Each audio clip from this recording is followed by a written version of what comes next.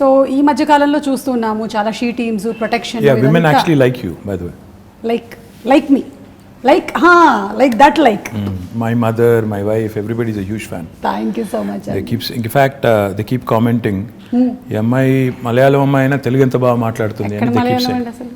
And even I told you, no, I've been watching a lot of Malayalam movies. In fact, నేను ఈ మధ్యన I picked up some words also. Penkutti.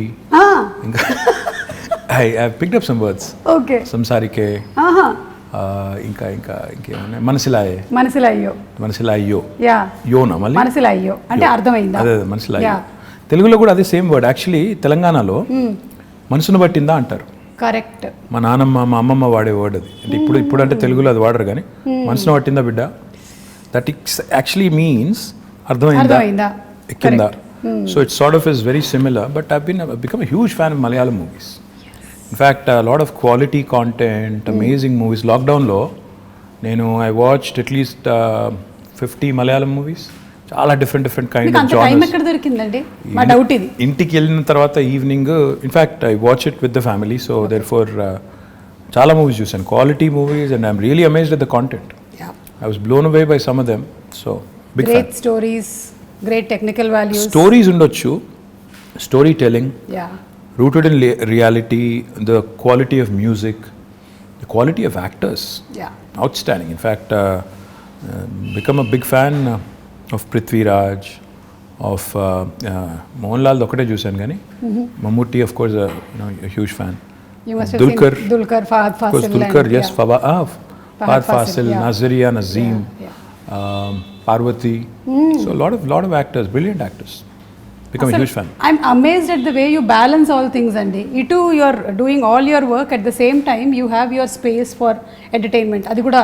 See, I switch off when I go home. I switch off basically from being a person in public life to a private person. So therefore I enjoy my off time. In fact, I watch a lot of web series. Great. Right now I'm watching The Americans. It's a spy drama.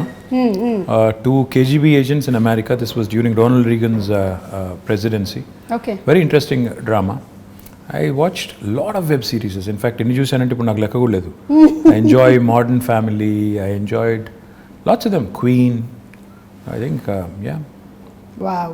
That's nice. Adi nenu adugudam anukunnanu. What do you do for entertainment ani answer already vachesindi maaku. So coming back to women. Yeah.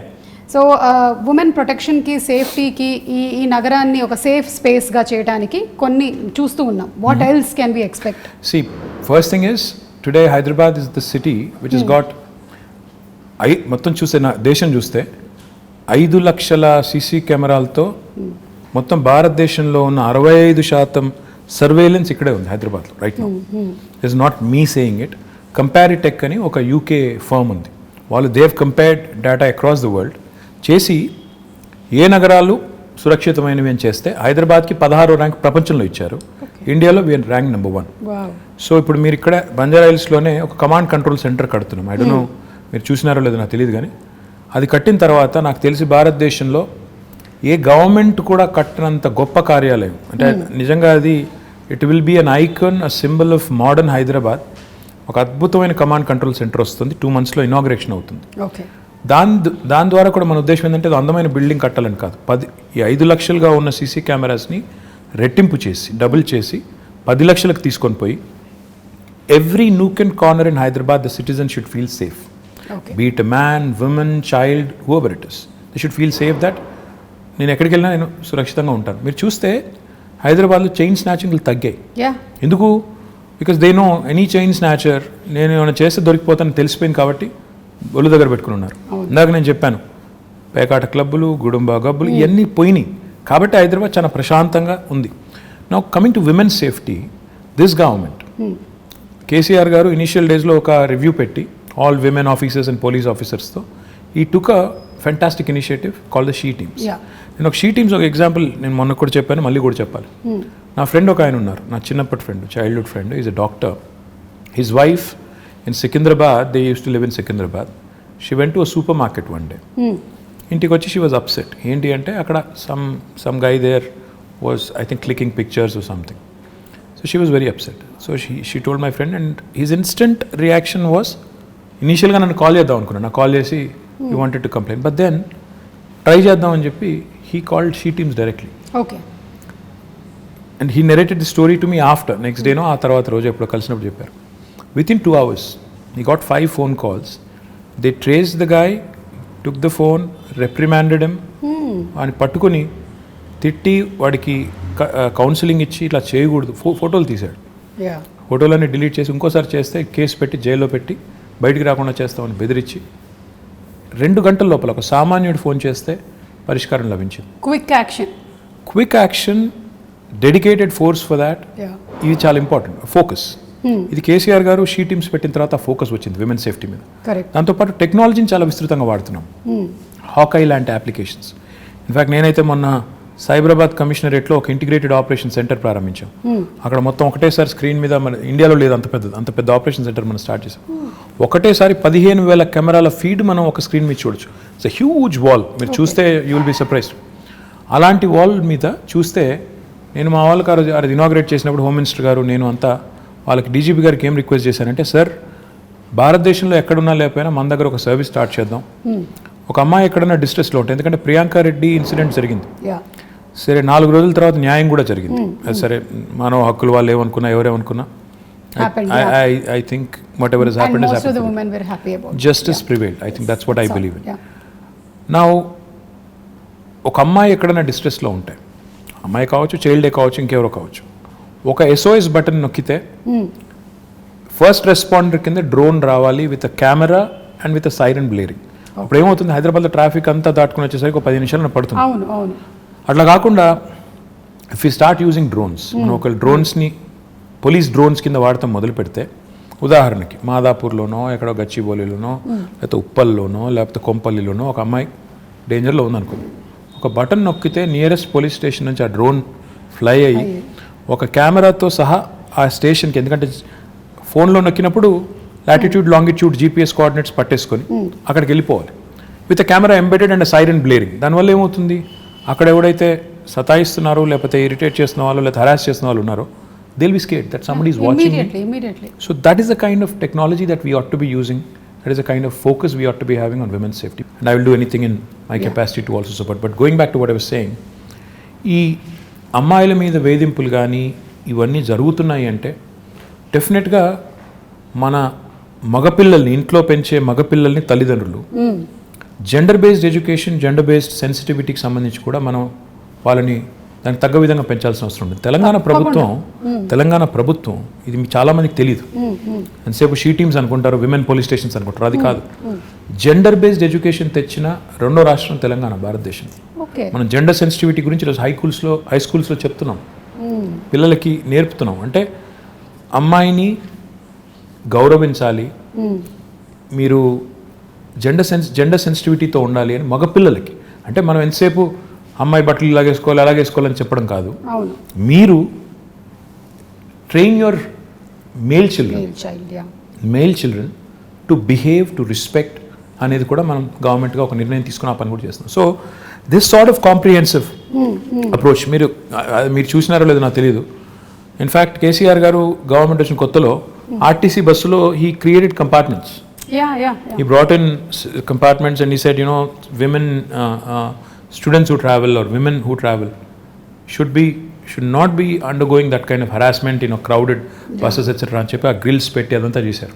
మీకు గుర్తుందో లేదో, మరి ఎంతమంది గుర్తుందో లేదో తెలియదు కానీ, but even that was done. So this sort of approach of making sure there are enough deterrents and also enough mechanisms in place to react properly ఏమైనా అయినప్పుడు, ఇవన్నీ ఉంటేనే సేఫ్టీ అనేది it will become that much more ఈజీగా. So overall గా women safety గురించి తగినటువంటి జాగ్రత్తలు అన్ని తీసుకుంటూ ఉన్నారు. ఉమెన్ సేఫ్టీ అనే కాదు, హ్యూమన్ సేఫ్టీ అనాలి మనం అసలు. Human safety, why isolate them and make them sound weak? Every human needs safety. Our children need safety, a man needs safety.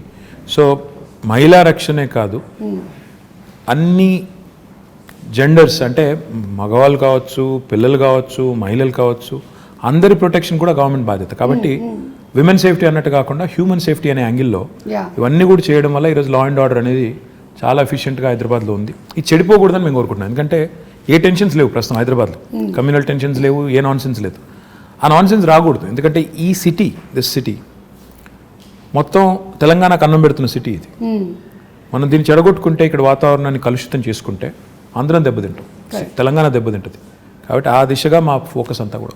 So coming to again personal స్పేస్లోకి వచ్చేద్దాం కాసేపు. ఇందాక entertainment గురించి మాట్లాడాం, వైఫ్ గురించి మాట్లాడాం. ఇప్పుడు తాత మనవడు మనవరాలు వీళ్ళ రిలేషన్షిప్ ఎలా ఉంటుందండి కేసీఆర్ గారు అండ్? అంటే మీకు తెలుసో లేదో ఒక సేయింగ్ ఉంది, ఇది కూడా ఇంగ్లీష్లోనే ఉంది. See why do grandparents and grandchildren get along so well? Because they have a common enemy. అసలు కన్నా వడ్డీ అది అంటారు, ఇది కూడా అంటారు. ఏంటంటే దే గ్యాంగ్ అప్. వాళ్ళు they always look at you know, పిల్లలకి వెన్ ఫాదర్ ఇస్ టఫ్, అంటే ఫాదర్ గట్టిగా ఉంటే కఠినంగా ఉంటే అలాగే నచ్చదు. చిన్నగా ఫాదర్స్కి ఎవరికైనా కూడా న్యాచురలీ మనం చెప్పినట్టు వీళ్ళు చేయడం లేదని కోపం కానీ అప్పుడప్పుడు కానీ ఉంటుంది. కాబట్టి like I said common enemy అనమాట మనం. Okay. So you get sandwich, but they get along fantastic. In fact my father I think మొన్న కొద్ది టైంలో వాళ్ళతో గడిపినప్పుడు కానీ వాళ్ళకి ఏం చెప్పినప్పుడు కానీ వాళ్ళతో గడిపినప్పుడు I think he enjoys it. వాళ్ళు కూడా ఎంజాయ్ చేస్తారు, ఆయనకు కూడా స్ట్రెస్ రిలీఫ్ అది ఒక రకంగా. సో చాలా నార్మల్గా ఉంటుంది, చాలా నార్మల్గా ఉంటుంది. చాలా తక్కువ గడిపిన ఐ థింక్ వాళ్ళిద్దరు కూడా ఎంజాయ్ చేస్తారు, grand father and grand children, grand mother. Yeah, మీరు మొన్నే కోట్ చేసినట్టున్నారు మై ఫేవరెట్ పీపుల్ అని. పిల్లలు absolutely, children absolutely I adore children. నేను ఎక్కడైనా పోతే కూడా I make it a point to stop, you know, talk to them, get to know them. అంటే ఉన్నంతసేపట్లో అంటే ఐ థింక్ నాకు అనిపించేది ఏంటంటే, నేను ఇప్పుడు ఒక పొజిషన్లో ఉన్నాను, ఏదో మినిస్టర్ అనే పొజిషన్లో ఉన్నాను. నాకు ఒక నిమిషం ఒక పిల్లోడితో మాట్లాడడం నాకు పెద్ద ఇది కాకపోవచ్చు, ఒక ఇష్యూ కాకపోవచ్చు.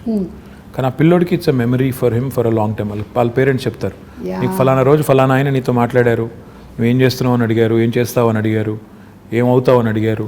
అంటే for them it's a memory. So that's what I keep thinking. You impact them so much. చెప్పాలి మనం, అంటే బాగా చదువుకో, లేకపోతే ఇంకా తినట్లేదా ఇంట్లో, సన్నగా ఉన్నది 7 ఏళ్ళకి ఇంకా పెడుగు ఉండాలి కదా, పెద్దగా ఉండాలి కదా, ఇంట్లో తిను, ఆ టైప్లో చెప్తూ ఉంటాను. అండ్ ఎవరైనా పిల్లలు వస్తారు కొంతమంది, మేము హై స్కూల్లో మంచి మార్కులు వచ్చిన తర్వాత 10th అప్పుడప్పుడు వచ్చి కలుస్తుంటారు, వాళ్ళు బొకే ఇచ్చి అదంతా ఇచ్చి అడుగుతుంటాను ఏం చేస్తావు అంటే, ఒకరు డాక్టర్ అంటారు, ఒకరు ఇంజనీర్ అంటారు, ఒకరు రాకెట్ సైంటిస్ట్ అంటారు. So just give them a Pat on the back. కొద్ది ఒక నిమిషం ప్రోత్సాహం ఇచ్చే మాట వాళ్ళకి ఏంటంటే అది ఒక మెమరీ. సో మనం అది గుర్తుపెట్టుకోవాలి. ఇంకా చిన్న పిల్లలు ఉంటారు, వాళ్ళతో మాట్లాడినప్పుడు నో ఎజెండా, అసలు నేను ఎవరో తెలుసా అంటే కొంతమంది గుర్తుపడతారు, కొంతమంది ఎవరో తెలియదు అంటారు. So it's very interesting for me, it's exhilarating for me, and I really love enjoying, I really love my little interactions with these children. I think ఇది చాలా మంచి మాట అండి. మీరు యాజ్ ఎ లీడర్ చాలామంది పిల్లల్ని కలిసి చేస్తూ ఉన్నారు. ఇంట్లో కూడా చాలామంది చేయాల్సిన పని ఇది. ఒక్కోసారి డిస్కరేజ్ చేస్తూ ఉంటారు అనమాట. అది పిల్లలు మా ఇంట్లో మా పిల్లలు ఒప్పుకోరు. ఇప్పుడు నేను చెప్పిందంతా నువ్వు డిస్కరేజ్ చేస్తావని నన్ను అంటారు. Okay, so fathers are generally strict. I don't know, అంటే నేను I don't want to be, but I end up being, which is not a good thing. Okay, so నేను రైల్వే క్వార్టర్స్లో ఉండే రోజుల్లో మా నాన్నకి ఒక డ్రీమ్ ఉండేదన్నమాట, ఒక 2 bedroom హౌస్ కావాలి అలాగని. So later on we had that house, and then whatever I grew in this profession, I got married and house అంతా. కానీ ఇప్పుడు రోటీ కప్డా మకాన్ అనేటువంటి ఆ కళలో ఈ ప్రాజెక్ట్ ఏదైతే తీసుకున్నారో, the 2 bedroom houses, I think that's great and amazing. Sumam, 2 bedroom house అనేది కేసీఆర్ గారికి ఊరికే ఏదో వచ్చిన ఆలోచన కాదు, ఓట్ల కోసం చెప్పిన మాట కాదు. ఆయన చాలా ప్రాక్టికల్గా ఆలోచించే మనిషి. ఆయన చదువుకునే రోజుల్లో చింతమడక అని ఆయన నేటివ్ విలేజ్, అక్కడ నుంచి దుబ్బాక అని ఇంకొక టౌన్ ఉంటుంది దగ్గర, ఒక 8-10 kilometers ఉంటుంది. ఈయన అక్కడ కొన్ని రోజులు రోజు డైలీ అప్ అండ్ డౌన్ చేసి చదువుకునేవారు. మా తాత ఒక రోజు డిసైడ్ చేసి, ఇక నువ్వు రోజు అప్ అండ్ డౌన్ చేయడం, ఇంత పోయి రావడం బాగా, అప్పుడు సైకిళ్ళు లేకపోతే ఎడ్ల బండ్లు, ఆ టైం ఇంత టైం పడుతుంది వద్దని చెప్పి దుబ్బాకలో ఆయన ఒక ఇంట్లో ఉంచారు. ఓకే, అక్కడ వాళ్ళ టీచర్ గారి ఇంట్లో ఉండేది. రాఘవరెడ్డి గారు వారి ఇంట్లో కొన్ని రోజులు ఉన్నారు, ఇంకొక వేరే వాళ్ళ ఇంట్లో కొన్ని రోజులు ఉన్నారు. ఉన్నప్పుడు ఆయన చూశారంటే ఒక క్రౌడెడ్ ఫ్యామిలీ ఎలా ఉంటారు అంటే, ఆయన ఇల్లేమో పెద్దది, కేసీఆర్ గారికి వాళ్ళ తండ్రి గారు వాళ్ళ పెద్ద కుటుంబం అయినా ఇల్లు పెద్దగా ఉండేది కాబట్టి వాళ్ళు దేవర్ కన్వీనియంట్. అక్కడ ఉన్నప్పుడు ఆయన అవగాహన అంటే, అక్కడ కానీ తర్వాత హైదరాబాద్లో కూడా కేసీఆర్ గారు ఆయన బ్యాచిలర్ డేస్లో కాదు, actually post graduation and graduation, అంటే పెళ్లి చాలా ఎర్లీగా అయిపోయింది. 14 yearsకే పెళ్ళి అయిపోయింది ఆయనకి. సో ఆయన బ్యాచిలర్ డేస్లో ఆయన ఇక్కడ ఉస్మానియాలో చదువుకున్న రోజుల్లో నింబోలి అడ్డా అనే ఒక ప్రాంతం ఉంటుంది, అక్కడ ఉన్నారు. తర్వాత ఇక్కడ మోజంజాహి మార్కెట్ పక్కన మయూరా హోటల్ అని ఒకటి ఉండేది, అప్పుడు ఉందో లేదో తెలియదు, ఆ విక్రాంత్ థియేటర్ పక్కన అక్కడ కొన్ని రోజులు ఉండేది. సో ఆయనకి తెలుసు అంటే సామాన్యుడు ఎంత ఇబ్బంది పడతారు.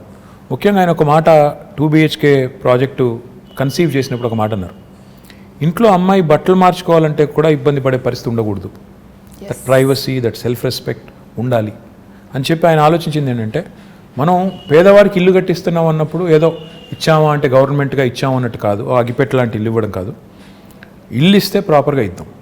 ఇల్లు ఇస్తే ఓ 2 బెడ్రూమ్స్, ఒక హాల్, ఒక 2 బాత్రూమ్స్, ఒక కిచెన్ మినిమం ఇవి ఉండాలి అంటే దానికి డిజైన్ చేస్తే ఒక 560 స్క్వేర్ ఫీట్లు డిజైన్ చేశారు. భారతదేశంలో ఎక్కడ ఈ స్కీమ్ ఇట్లా లేదు సుమారు. ఈ దేశంలో ఇప్పటి వరకు 75 ఏళ్లలో ఎక్కడ ఏ ప్రభుత్వము ఇంత స్థాయిలో హౌసింగ్ కార్యక్రమం చేయలేదు. అంటే నెంబర్స్తో చెప్పాలి అంటే మేము మొత్తం ప్రోగ్రామ్ డిజైన్ చేసి కడుతుంది 2,70,000 పైచిలకు ఇల్లు. గ్రామాల్లో అయితే 5,04,000 రూపాయలు ఏమో ఖర్చు అవుతుంది. మున్సిపాలిటీస్లో అయితే 5,40,000 రూపాయలు ఖర్చు. ఓకే. హైదరాబాద్లో అయితే 8,75,000 రూపాయలు ఒక్క యూనిట్ ఖర్చు అవుతుంది. ఎందుకంటే ఇక్కడ నిర్మాణ రేట్లు కానీ ఇంకోటి కానీ ఎక్కువ కాబట్టి. And I'm not including land price. Land price కూడా కలుపుకుంటే చాలా ఎక్కువ ఉంటుంది, మార్కెట్ ప్రైస్ ల్యాండ్ ప్రైస్ కలుపుకుంటే.